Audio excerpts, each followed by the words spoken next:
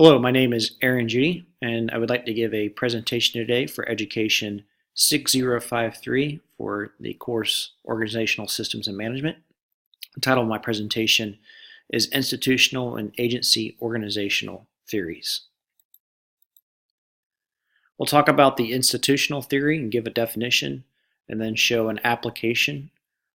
Then I'd continue on to the agency theory and give a definition and show the application. Conclude both theories, and then provide the references for future information.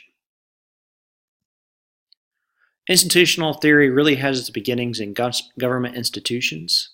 It was really based on power, which was the basis for a lot of institutions at the beginning, specifically in the United States of America, since most of America began through the government to build what we have today as institutions.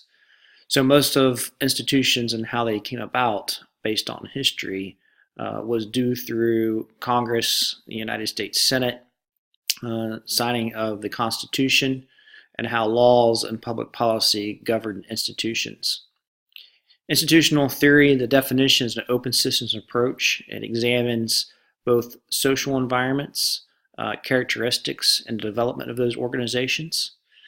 Old institutionalism in the 1950s, carrying on from the historical perspective of the United States, focused on power and coalitions. It wasn't until the 1980s that the concept of new institutionalism came about, which looked at more of the environment and looked at the social aspect, not only inwardly of the institution, but also outside of that specific institution, and how various institutions work together and are legitimate to each other as they go about conducting their business. So old institutionalism was more of a political power type of structure, whereas new institutionalism starts to look at the social and behavior aspect of the environment of the organization. If we apply this to the Department of Defense, I broke it into four various blocks here. The social interaction, which is the employee management relationship and the outside relationships of the institution with other institutions. That could be both government and private. The policy, which is really the rules of the road, or some might say the laws that govern that institution and how they go about doing their business. The public, some would say maybe the customer, which is where the funding comes from for any government organization through tax dollars. It's what our duty is to the public, and we also have to have trust between the public. The public needs to trust the institution, this place being the Department of Defense, and the Department of Defense needs to trust the public and have their trust as well, so that it goes back and forth. And then finally, the mission, which is the goal or execution of that institution, is the fourth pillar of the block. So it's not just the power within the Department of Defense, but as this institutional theory is applied, we are looking at all aspects of the institution, both inwardly and outwardly, of how they go about doing their business and interact with each other, so the institution is an open system. If we take a look at agency theory, the definitions: one party, the principal, delegating work to another party, the agent. So we have two aspects, the principal and the agent here. Sometimes this relationship is based on a contract or a contractual relationship, either formally or informally. The principal desiring to maximize benefits while minimizing reward to the agent. So the principal is looking out for his or herself's interest more than they are looking out for the agent's interests.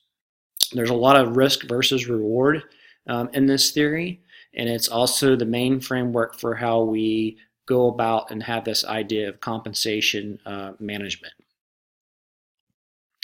So let's look at an application of the agency theory, again looking at the U.S. Department of Defense.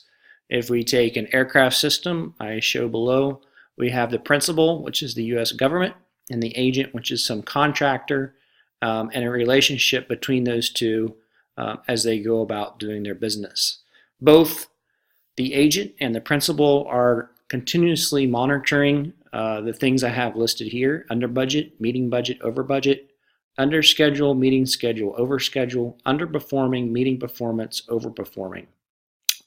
Depending on how these concepts or aspects are occurring in time, sometimes the principal is gaining reward and sometimes the agent is gaining reward. In the agency theory application, the principal is always trying to posture themselves to always have the most reward at the expense of the agent. And we see this happening a lot as we go about doing our development of any type of weapon system within the U.S. government. There are positives and negatives of this. The positive aspect is that the principal, in this case being the U.S. government, is trying to be a good steward of tax dollars, which comes from the public. However, the agent, the contractor, has the shareholders' interest in mind and is also trying to keep a business profitable and lean and efficient. So sometimes where the principal believes that the agent should do a certain thing so they benefit, sometimes it is not in the advantage of the agent. So there's a continuous risk versus reward as this agency theory is applied to really any organization. We could also apply this to the education system, where you might have superintendent and principal, or you might have principal and school teacher, and how principals do evaluations of school teachers or how superintendents do evaluations of principals. Same concept that you could apply in that type of application as well. In conclusion, to really summarize the aspect of what we were talking about here, institutional theory, the way I like to summarize it, it's social interactions, both inward and outward. So we're looking at not just the old institutionalism, but the new institutionalism to create an open system. If we look at new organizations coming about today, I think this is really how they approach their institution. Things like Google and Apple, Facebook. It's all about inward social interaction and outward social interaction. So the perspective inside the organization and also the perspective outside the organization, not only from the public, but also from other organizations or competitors. The agency theory, summarizing that, principal versus agent.